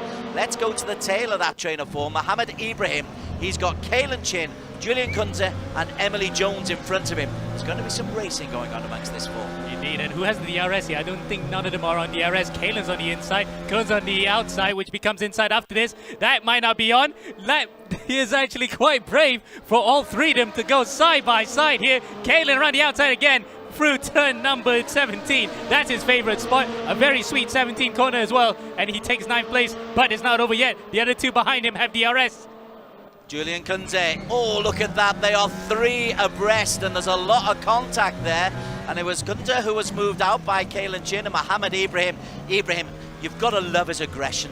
He's been involved in melees and smashes already in this race, but he just keeps coming back for more. He's a dogged, determined driver. That's all we can say, Des. He is one of those guys that you want proof that if a champion's like this, that's what it is. That is an exemplary way to drive, even if it is to the detriment of other drivers that might not like the way he does it. But it shows why he gets the positions, and now he's going after Emily Jones, who has actually made a beeline for it somewhat after these three were battling. Absolutely. As those two were racing, Emily was quietly saying, you boys, you go and play a little bit on your own. Let me get a little bit of space between you. And she's got herself just over half a second lead. What was her last lap? A 1:14.822. So not really hot pace from Emily Jones, but she has got herself into P8. Good battle in P6. Nabil Aslan under pressure from Presley Martono. Oh, this should be a good battle. In fact, I think Nabil, sorry, Nakib, yeah, it was Nabil having gotten by Presley. Now Presley wants to get back into the rear of him, but he's got DRS, so there's every opportunity he could try any one of the straights here to get by him. Nabil holding on. Nabil a P2 in race number 1. Nakib Aslan, who won race number 1, he's down in P14, so he's having a tough old time of it today. Martin Stefanko leading by a country mile. He has got most of the Netherlands to play with. 5 seconds his lead ahead of Jin Masvilton. Banky in P3. Let's go up to P3. Ben Spanky, look at this. He's got Keithley and Tasby for company. Wow, this is going to be a real fun one, isn't it? A DRS train might be forming, and it might just be another three-way battle through that turn 16-17 complex, where it's not really on even in a bike, let alone in cars. There is the Williams on the outside. Keithley gets it through on Banky, and Tasby as well in turn would like to get one on the inside at the final chicane. Yes, he does. Yeah, Keithley goes through to 3, Tasby 4, Banky 5. There's a back marker who's in the way then. That's one of the one of the TX3 cars, isn't it? Yeah, it's behind Neg, I think. Behind Neg. More problems, but Keithley has got himself ahead of Neg and up into P3, so it's Williams 1 and 3. Jin Masvilton is the meet in a rather wide sandwich. Yeah, we can say Frankfurter, but that's not exactly Dutch, isn't it? That's just to put it into European perspective, as Kunze into the back of Emily Jones. Now this is a battle for P10, so Ibrahim and Kaylin have actually gotten by. Kunze still hasn't managed to get by her just yet. She did overtake him a couple laps ago, so a little bit of a collision between those two, and it looks as though she's actually reveling. She's having a whale of a time out there. Yeah, she's reveling in it. She's loving it. Come on, Julian, she says. Let's see, give me your best shot. P10, but she has lost out to Mohammed Ibrahim and Kaylin Chin. Again, let's go back to Martin Stefanko. This is a drive. He's roasting everybody else. He's not got the fastest lap. That's Jack Keithley, a 1:11.5. But he's lapping inside 112s. Nobody else is getting that regular kind of pace. Yeah, he's been ultra consistent because he's got no one to actually really deal with. He has the road himself, between himself and the road in front. He can just manage himself and be in that steady pace before coming to the pits. And he might just want to try to time his pit stop before getting involved with the rest of the field, like what happens here between the battle between P3 and P4.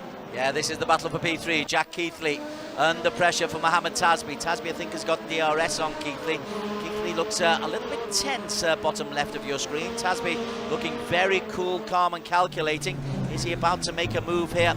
There aren't many overtaking opportunities. That's the problem for Tasby. You've just got to bide your time and, strangely, be patient on such a fast circuit. Yeah, in fact, you're going so fast, you feel like you just want to get up to the back of somebody. But, again, the patience can be a virtue here, especially with such a one-line circuit. You got to make your opportunities count, and when you're in the DRS zone, that's when you can really take it, but you still have to pace yourself. You do not want to crash when you're on the DRS button to overtake somebody. I want to talk about race strategies. Everybody is on medium compounds except Nakib Aslan. He's on hard compound tyres, so he's way down in P14. He's 30 seconds off the pace. He seems out of it, but the hard compound strategy might pay off because he'll be able to go onto softs. Yeah, in fact, that could bring him all the way close to the last quarter of the race and just go onto the soft tires. So 2 times tire wear may not be that bad. Oh, having said that, there's a big opposite lock moment there. I think he just had to get out of the way for one of the race leaders. Mohammed Zikri, I think it was, going through. Or no, it was Jim Masvilton. Yeah, it is Masvilton. So Masvilton, so he's a lap down, but it is a very, very quick lap. Let's see what happens. Right then, where do we begin to look at pit stop strategies? We are approaching the midway point. Will anybody dare to come in before halfway? Well, you want to go for the vanilla strategy, as anyone would be, expected to do so. It'll be about the halfway point, about 15 minutes to go. But since tie wear may not be such an issue, despite being times 2, we might see them actually go close to where the 20th minute mark. 10 minutes left to go, we might see a flurry of pit stops happening. Martin Stefanko has a lead. 8.7 seconds clear. Again, inside 1:12 the last lap.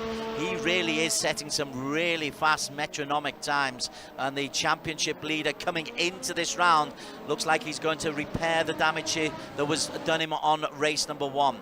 Right then, Mohammed Tasby. Let's look back at P3.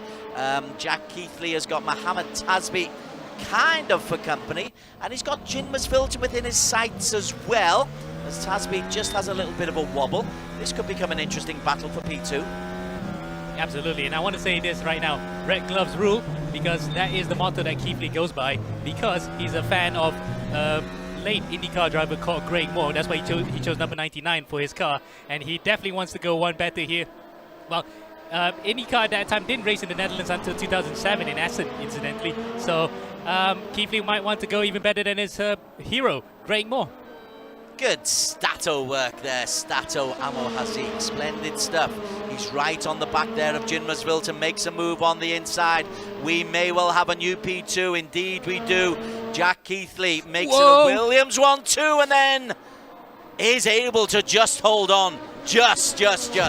Oh, wow, that was almost like like a rodeo. He really held on to that and almost did an Alan McNish in Suzuka 2002, but manages to hold. Stick on with this at the moment. I'm just waiting for the first pit stops, Amo.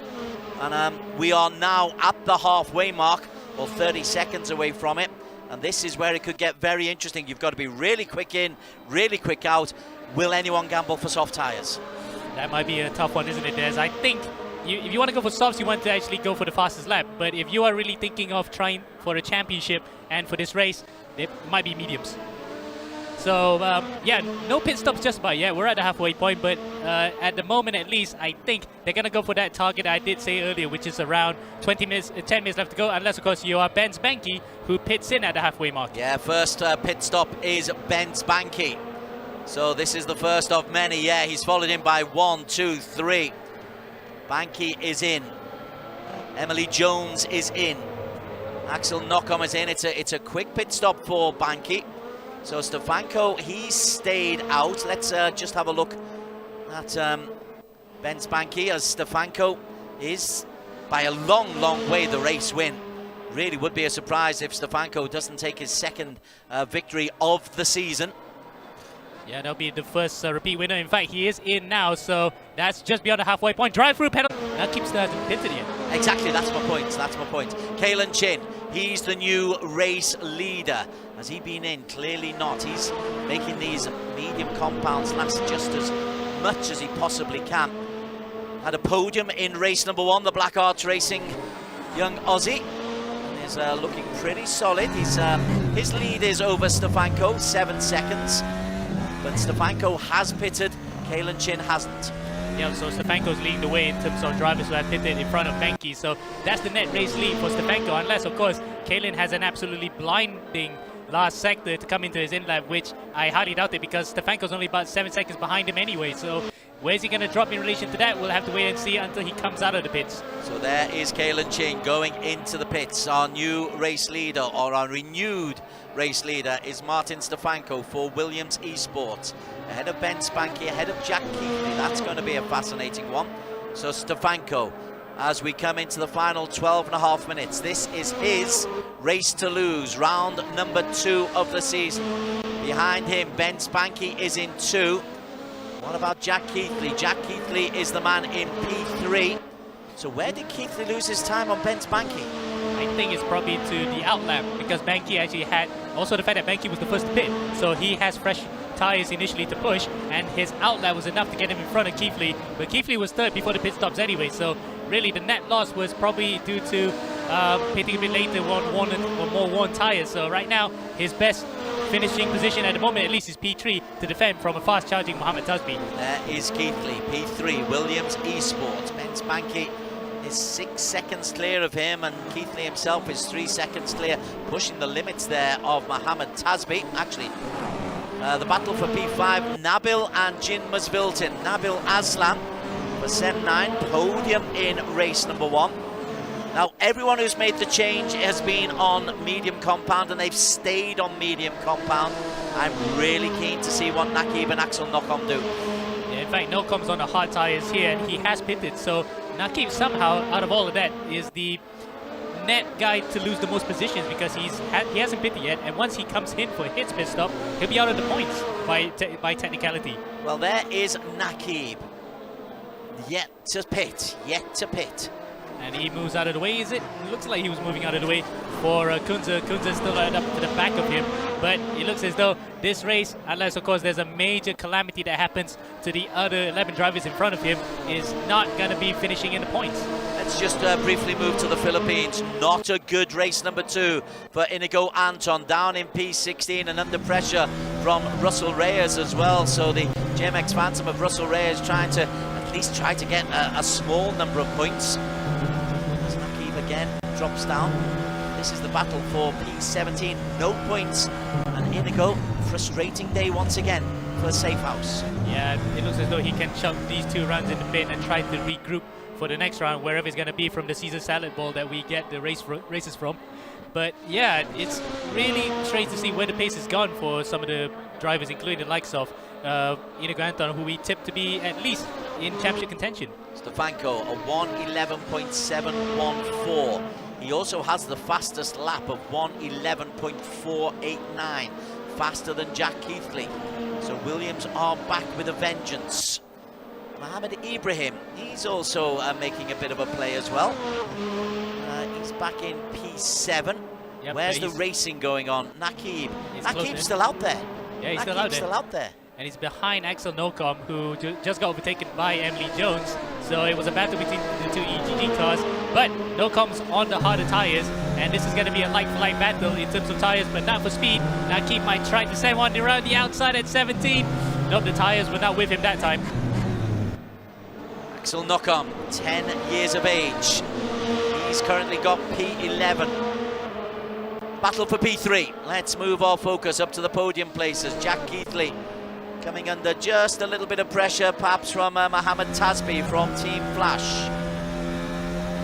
Yeah, the Flash cars are really good in this second race after the calamity that happened to Tasbi in that first race. Looks as though P3 is on the cards again for the Singaporean, coming out to the back of the Brit from Ipswich. He just has to hold on here for the next 9 minutes to hold on and try to recover what has been, we can safely say, was a disastrous round for him. It was a disastrous first round for him. As for Tasbi, it could have been so much better.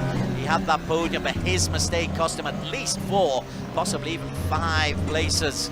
His teammate Jin Masvilton is in P7, battling Mohammed Ibrahim for P6. Let's have a look. Let's see how close that one is. Masvilton on the tail end of Mohammed Ibrahim. It's always worth watching Ibrahim because he'll always do something for us.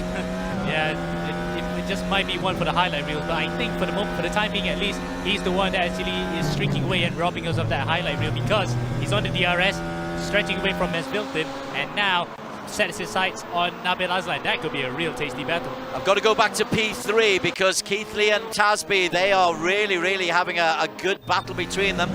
This is Tasbi, Team Flash. Better weekend this is, or better 2 races for Team Flash. Tasbi has a look on the outside and manages to edge ahead of Keithley into P3. Has he made his move too early? That's my question for you, Amahazi. Yeah, that might be a bit early because he just maybe needed to buy this time to wait until the right time to overtake Keithley. Maybe in the closing stages, this might just allow Keithley back in because I have a feeling that he might just be conserving his tyres so that he could have one final push. It may not be battery problems like what happened to Stefanko in that first race, where the battery sort of derated and left him at a very low charge. So that's why he couldn't actually attack in that final phase of the race. So Keithley then, in DRS, might just set his sights on trying to get back 3rd place from Tasbi. They won't be close enough here. I'm going back to Nakib Aslan. Nakib is on soft compound tyres. He's made his move. He's made his pit stop. There are 7 minutes to go. He's currently in P13, a long way down. But his out lap was a 1:20. He's looking for fastest lap at the very least. Yep, 2 points at the moment at this point in time after winning that first race. may not sound much, but towards the end of the season, may be so priceless. So any point counts in in all the races that we have in E1. Naqib Aslan currently in P13. He's not the chap we'll be interviewing afterwards, I wouldn't imagine. Now then, let's go back to that Keithley Mohammed Tasby battle. Here is Keithley on the DRS. Again, I think that's pretty sensible from Jack Keithley, just biding his time. Saving tyres, a bit of fuel left for that final charge. He's just actually allowing Tasby to ruin his own set of tyres to push and defend from Keithley here. So he might just be doing that to prevent any sort of degradation on those tyres. Remember, it is times 2. It is a bit of deg, not so much. He just wants to conserve it enough so that he can go for that. Round 2 of the E1 Championship 2022. We're on board with Jack Keithley, P4 at the moment. And Keithley is closing in once again on the tail end of Mohammed Tasby. I can't see any way he's going to try and overtake him at the moment, as he just probably, again, we did say he's biding his time. He is losing a bit of ground here to Tasby. Tasby manages to pull away despite not having the RS, but he might come under pressure here coming to that final corner, the chicane, which has seen so much action over the years, including the likes of Colin Edwards and Nicky Hayden in 2006. As you can see there, Keithley makes his move onto the inside and takes it away, but that might be too soon because Tasby now has the RS. All the while then, it's also inviting Nabil Aslan into play. That's Naqib in between them. Naqib's actually stuck now in between these 3 drivers. You're quite right, he's a lap down as Naqib, even though he's on soft compound tyres, but he has got the fastest lap, Naqib Aslan, a 1:10.4. So we can make 2 seconds a lap, but he's probably just left it a little bit late. If it's a 40-minute race, he's got a chance, but then his tyres are gone. But then again, he is safe for the 2 points because at this moment in time, the drivers who made their pit stops at the halfway point of the race or slightly later, they can't push anymore. They're on harder compound tyres, plus they're just trying to conserve it all the way to the end. So Naqib will be assured of the 2 points there. I do need to tell you, though, that Inigo Anton is on soft compound tyres as well. And this is a young kid who is quick enough to get inside that 1:10.4, which is the mark for the fastest lap at the moment. Well, we keep an eye on where Anton is in relation to Naqib's fastest lap time later on, because that will change when we see the results at the end. But it looks as though he's just consigning himself to getting some fringe points there. Back up to the front, Martin Stefanko, 10.5 seconds clear. This has been an education. This has been Williams at their very best. This is not what we want. I want to say it on the part of impartiality there, Des, to not say anything against any team. But yes, Williams Esports looking quite ominous right now, despite being thrown the bad hand at that first race where they couldn't make any use of it. They're now trying to get by in the second as Tasby. Oh, it's a hit! It's a big hit there. Tasby sent into the wall by Jack Keithley, and that is definitely going to be a steward's inquiry after this, Des. So Mohammed Tasby for the 2nd race in a row loses really a big number of points. He's back on the circuit, but he's back on in P8 and will come under pressure from Presley Martono. Jack Keithley for now into P3. Yeah, but he's still got Nabil Aslan to worry about. In fact, Nabil is only about a second behind, and I think Nabil has gotten by. Yes, he has gotten by his brother Naqib, so he's free to charge here to get up to P3, and what a good double podium he will be getting in this round. That will put him right up in the top 10. He does need to get just a little bit closer. We are inside 2:45. There is this lap completed. 3 more, I think we've got enough time for. 3 more laps. 2, I guess. Right, it's okay, 3 tops. We can safely say is. So Nabil then has every opportunity here to get up to the back of Jack Keithley, who might be a bit compromised here after that collision with Tasby. Just looking at the damage, he's got away with the damage issue. Yep, he has. In fact, he's gotten away pretty much scot-free for the time being at least, but penalties and whatever inquiries will happen after the race will be the one that will hurt him. Jack Keithley, P3 for Williams. 0.5 a second clear of Nabil Aslan, chasing back-to-back podiums on race number 2 of the day, race number 4 of the season, round number 2 of 7 of the season. Keithley holding on into P3 at the moment, but there will be a charge coming from Nabil Aslan. A Of that, we can be absolutely assured. Ben Spanky is in 2. Martin Stefanko is 1. Nabil, though, he's got to time his charge. And he will try to hang back here, try to get another 3 doses of DRS. 4 if you include the fact that he's using it across the line. And there you go. He's got 3 to use throughout his entire lap. This might just be make or break for Nabil's race. Oh, he's hit each other. There's contact. Nabil and he spins into the barriers and loses ground. Mohammed Ibrahim is the new number 4.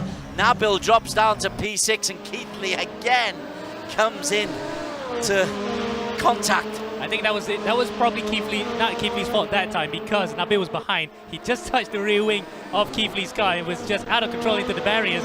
And I just feel sorry for Nabil. I was just saying that might be make or break for his race, and it kind of broke his race. It certainly did break his race. Here's Mohammed Ibrahim in P4, not close enough to get to Jack Keithley.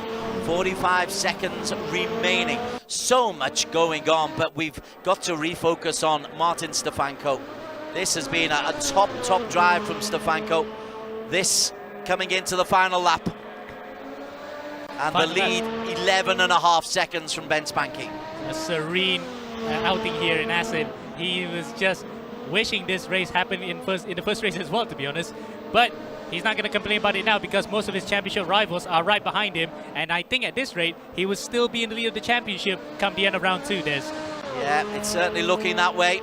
Williams Esports making a mark, but they know that the Southeast Asians are here to catch them. And the South Asians with Mohammed Ibrahim, the defending champion in P4. Oh, there's a car off there. That might be Axel Nocom. Yes, it is. Nocom has actually whacked it into the barriers, I think.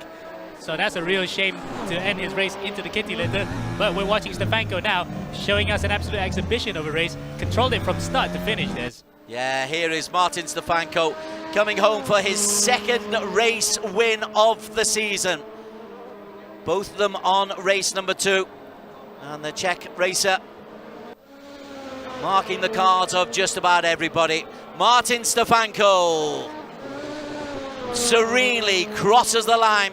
12 seconds clear. The battle for P2 isn't so much a battle. Ben Spanky will take P2. And Jack Keithley will come home in P3 as Spanky goes over the line.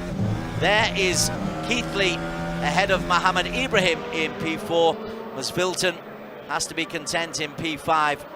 But this is the story really for Williams, proving that, yeah, there is going to be a battle this year, but these are still the team to beat. Yep, they have actually dusted themselves off after what was a tough first race. Now they came back fighting in the second one, with Stefanko winning for the 2nd time this season. Banky then a bit anonymous in 2nd place, but he'll take a good result any day, and that will solidify his championship chances. 3rd place, Jack Keithley, protecting the European Union of sorts in 3rd place, swatting away all the Asian attacks to stay in 3rd, but pending, of course, post-race penalties. Indeed. Naki Baslan did pick up the fastest lap. He got himself a 1:10.4. Russell Reyes gave it a go. He got a 1:10.7 on soft compound. Inigo Anton had a day to remember. Defending champion Mohammed Ibrahim gave us lots for the highlight reel for the Mumbai Falcons and a P4 as well.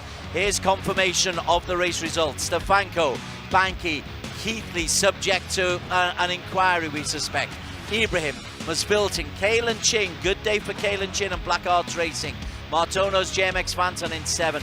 Gunter for Apex Racing Academy. Brunei in 8 ahead of Nabil in P9. Emily Jones picks up a top 10 and gets a high 5 from Amo Hazik. Also in the points, Axel Nocom, Nakib, Neg, Mohammed Zikri and Mohammed Tasbi. Many thanks there, Des and Amo. Wow. Particularly the finish for that. The first name I'm going to mention, though, has to be Keithley. Is he in trouble? Oh, we'll have to look at it. Let's see if anyone protests, and then we'll have to look at different camera angles. Definitely not that incident with Nabil. No, that was Nabil's fault, for sure, that put Nabil into the barriers. Thankfully, nothing happened to Keithley. But the one with Tasby, we came to it a bit late, so we don't know if there was a change of direction down the straights. Anyway, we'll see what happens after that. But what a race by Stefanko. I just wanted to say it. He bounced back in style. Yeah, really bounced back in style. Championship leader. That's exactly what he needed after a poor race 1. Actually, we should hear from him. Yeah, no time like the present. Martin Stefanko, can you hear us, sir? Yes, I can hear you guys. Hey, congratulations. Second race win for the season for you. And a good way to bounce back after, I presume you're disappointed from qualifying and also in race 1. Yeah, I mean, qualifying was okay. I mean, it was almost the best I could do. There was a lot of trouble with the battery, with the way it was set up. So it was a bit difficult, the qualifying, but it was the best I could do. Then on lap 1, the guys ahead of me spun around. I had nowhere to go, so I had to stop the car because cars were all over the place, so I had nowhere to go. I had to stop. Lost a lot of positions, managed to climb back somewhat, but then when Benz was fighting with someone, Benz had a massive ping. He had like 300 ping on my screen, so he was just flying around everywhere. And when we were going between turn 3 and turn 4, his car suddenly stopped for like a split second, and I just hit the car that was stopped, but it wasn't actually stopped in real time. So very unlucky, lost the front wing there, and I lost like 1 or 2 positions. So, but it got me pole position for the second race, which was on the other hand good. So yeah, had a decent start. The guy behind me had an insane start. I need to see from the replay what he was doing because that was absolutely insane.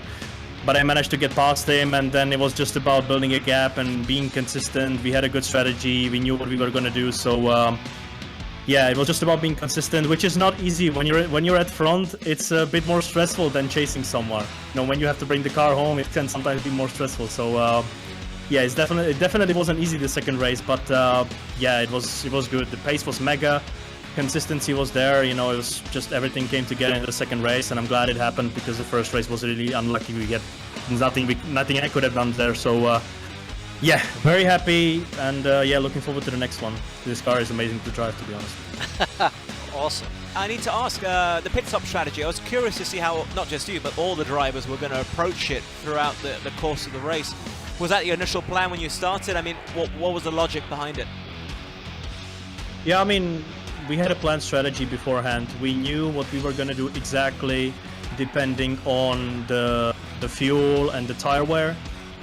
So we had a strategy plan for each of these settings. So we knew exactly what we were going to do. I don't want to spoil anything. I don't want to say what we were doing exactly. So other teams can't copy it. But yeah, we had a planned strategy for every single scenario, and when we knew what settings were gonna be used for the second race, we knew exactly what we were gonna do, and it worked out perfectly. So yeah, very happy. It did. It proved very effective. Martin, congratulations, and I don't think this will be the last time I'm saying it to you this season, but we'll see you for round 3. Okay? Yep. Thank you guys. Thank you so much. Best. Okay, this is where I defer to you because he refuses to share anything in case others are copying. Your analysis of the strategy, what he won't say. No, the strategy is completely basic. It was exactly what we expected because, I mean, it was the only strategy I expected because we saw it throughout the course of the entire affair. Not getting into trouble is what I'm trying to hint at. Yes, of course. I expected a pretty difficult start from P5. I got a bit lucky that I moved up 2 positions immediately. And yeah, in hindsight, I feel some regret over going for this strategy because what I had on mind before the race start was that, okay, stuff like that happens. And actually race 2 wasn't that easy as well because I had to do some lift and coast near the end. I was a bit worried about the fuel.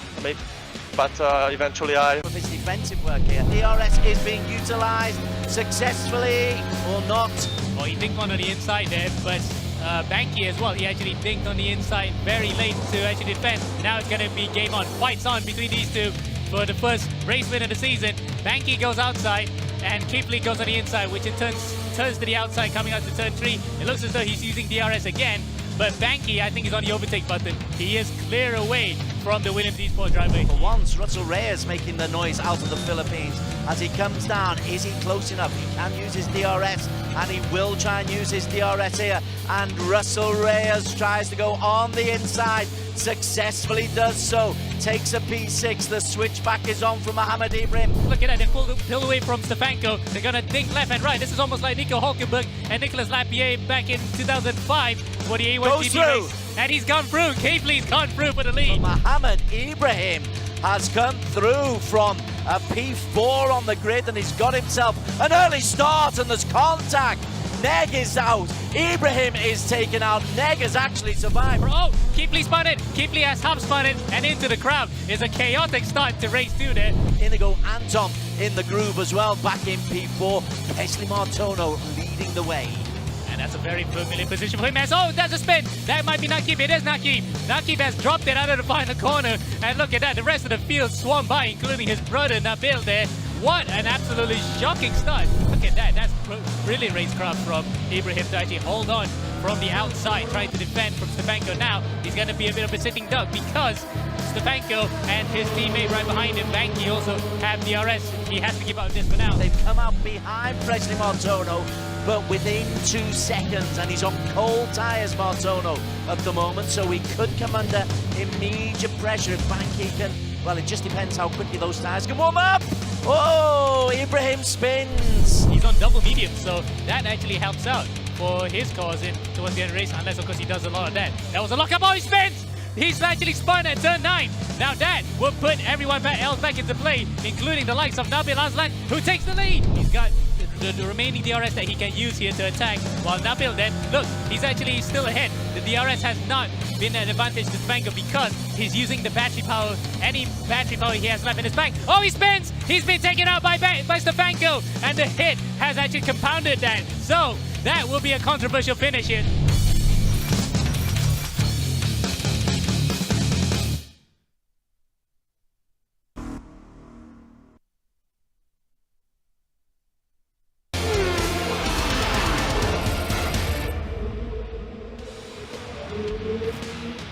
This is the E1 Championship 2022. It's round 2. My name's Adrian Carruthers. I'm alongside the racing director himself, Alex Young, and it's organised by Axel Sports, EGG and Astro, supported by MAM. That's the Motorsports Association of Malaysia, and RaceRoom. We are broadcasting live on Arena plus Suka. Also, we'll be streaming live on YouTube and Facebook throughout all the races as well. Just look up E1 Championship, and across the region, we're broadcasting in Singapore via Mio Sports 2, in Vietnam on VTV Cab, Thailand on True Gaming Up, and in Indonesia via TVRI Sport. Great to have everybody watching across the globe effectively, thanks to the power of streaming as well. Now, we've had a lot of drama today, and we've literally just wrapped up the reverse. 8.5 seconds clear into lap 19 Stefanko, but Banky was making his move. Tasby, another unlucky day for Tasby. Here we see him lose a battle for P3 to Jack Keithley. It'll get worse for Mohammed Tasby. He'd lose out in any chance of a podium opportunity. And this will come in the highlights as well, as he had a ding-dong battle with Keithley throughout that closing stages of the race before disaster struck coming up here when they were going side by side, coming up to the chicanes. Very good stuff. Nabil Aslan was happily in P5. There's a big moment for Tasby, and that is what the judges will be looking at, I think, there. And that is worth a little chat later on. Meantime, Stefanko happily makes his way through to an easy victory by over 12.5 seconds. The overall result, Stefanko picking up the win ahead of Ben Spanky, Jack Keithley in P3, Ibrahim 4, Masvilton 5, Kalen Ching, good weekend for him and Black Horse Racing in 6, Presley Martono racing well for JMX Phantom, couldn't say a top 8 place, Nabil Aslan picking up 7 points, Emily Jones in the top 10 to a cheer from Amo Hazi. And then for the overall result for this round, and surprise, surprise, despite a disastrous race too, Nakib Aslan actually was the top scorer in this particular round with 35 points, ahead of recovering Martin Stefanko, who will be loving that one to consolidate his championship lead in front of Banks Banky, equal on points in that one. Ibrahim 4th, and Nabil Aslan, despite a tough race too as well for both the 7-9 boys, in 5th place. That's a better leaderboard, nice and tight. What we love to see. Now, this is just still technically really the start of everything. 7 races in total. Today is just round 2. And in case you're unaware, we don't know where the next race is going to be because we literally do a live draw after every round. So, if you kindly pass me the ball, I'll pull it out. And you'll pull it out. And then you will read it out, okay? Because you're the race director, so you have to be impartial, okay? Okay. You ready for this? Yeah. The honors are yours, Alex. Alrighty, let's go. Oof. Motorland Aragon. So we're going to Spain. What can we expect from this? Sorry? What can we expect from this? Well, this is a wide open track. We've got a long, massive straight, so the DRS will be very effective here. So we'll see lots of overtaking here. Yeah, lots of overtaking, but more of the same I should expect. Some really good racing. Sector 2 is very tricky. Sector 1 can also be a bit tricky as well. Have to watch track limits. This track is really tough with track limits, so we might see people racking up the incident points if they're going off the track a lot. So drivers and teams will have to watch out for that. All right, Emma, I want to bring you into this, looking ahead at the next race, which will be next Wednesday. I think that's the 21st of September. Is this a good track to follow up what we've just seen in the Netherlands? I think it's almost like similar, except it's a bit mirrored, actually, to be honest, Adam, because it is going to be slightly one line in that first 2 sectors, but it will really open up the 3rd sector because that back straight heading to the hairpin might just create a lot of points of contentions and overtakes. But the first corner is going to be a bit of a reverse from Assen, where it's going to be a lot of incident. I can almost assure that. And again, he's rubbing his hands in glee, Adam. Yeah, he was rubbing his hands. Alex next to me was actually kind of drawing it out with his own hands. He's mentally picturing everything that we can expect. But hey, if we're going to summarize today as a race, a great comeback for the Asian teams. 7-9 by Falcons. Yeah, strong weekend for, well, strong night for 7-9 and Flash, you know. They could have scored a lot more points, so I got a feeling they're going to be thinking, yeah, we were quick, but we should have scored more points today. But it's a great recovery from them, you know, after round 1 where they were a bit unlucky. Yeah, but Stefano, I think he is the pace setter yet again. But how do things look after 2 rounds? We accumulate everything together, passing it back over to Des and Ammo. With a reminder, of course, that 1 round can be dropped between rounds 1 and 5. Stefanko has a 79 points after 2 rounds so far. Ben Spenke from Mumbai Falcon 65, and Williams Jack Keithley completing the top 3. Look at this, Mohammed Ibrahim up there as well, but Nabil and Nakib 43 and 42 points respectively after a dreadful first week where they had connectivity problems. Apex Racing Academy, good to see Brunei in the points. Julian Kunze doing a good weekend's work, 39 points for him. Russell Reyes from JMX Phantom didn't quite shine this week like he did last year, but Kalen Chin really back into the groove, and Inigo Anton will always pick up points. They're your top 10. What if we're looking at the team's championship? Well, it looks as though the points have been slashed slightly from the first round, where Williams Esports had a sizable lead, but now it's been cut to just about 13 points, 14 points in fact, between themselves and Mumbai Falcons. 3rd place, Sam 9, now actually picking up the slack and trying to get into the groove of things to challenge for the Teams Championship in front of Black Cars Racing and JMX Phantom, who will be licking their wounds after what we can safely say was a slightly disappointing round. Thanks for that very much, of course. And just a quick preview for next week. We talked about where it is. We've talked about what to expect. What about setups and all of that? Will it be the same as today, or will it be individuals? Open setup for next weekend. So the boys and the teams are going to have to do lots of testing, lots of experimentation. None of the teams, I think, are on top of the setup of this new car yet. So it's with this sort of situation, it'll be a bit like round 1. If 1 team or 2 teams can find something special to set up, they could find a big advantage, and they could be really hard to beat. So a lot of teams will be aware of this, so they'll be doing a lot of testing tonight even. Right after this race, we'll be surprised someone getting on there, doing some laps at Aragon, and playing around with the setup straight away. So we could see some teams streaking away, maybe with a win or 2 in the next round. Okay, and I need to ask this to Ammo as well. It's only the 2nd race we've seen with the car. Does it look to you like the drivers are really getting fully accustomed to it, because they were only released a week before round 1 in Sabah? Well, it looks like round 2, maybe they're getting into their stride slightly, but we can still see some mistakes happen, much to the delight of Des, of course, where he loves to see a lot of action on screen. But I think by the time that we get into the halfway point of the season, right around round 4, round 5 afterwards, we might see the championship contenders get into the swing of things and really be under control of their cars. And after that, all the talk about people losing control may be a thing of the past, Adam. Okay, thank you very much there, Ammo. And I also want to say thanks to Des and yourself, Ammo, for running the commentary masterfully, as always. I also want to thank, of course, Alex Young, the race director, who's going to be probably up till very late going through any protest that might be had by some of the drivers and the teams.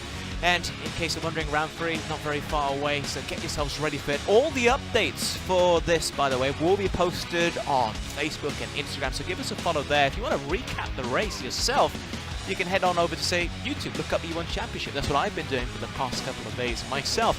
Now, everything has been organized here by Axel Sports, EGG, and Astro. It's supported by MAM, that's the Motorsports Association of Malaysia, and RaceRoom. We have been live on Arena plus Suka, and of course, like the aforementioned, YouTube and Facebook. Plus, we broadcasted throughout the region in Singapore via Mio Sports 2, Vietnam on VTV Cab, Thailand on True Gaming Up, and in Indonesia via TBRI Sport. We want to thank you for joining us. We hope for round 3 you'll be there as well. Who will be coming out top? So the leader right at the summit has been Slash, and you really feel it starting to heat up. My name's Adrian Carruthers. Till next time.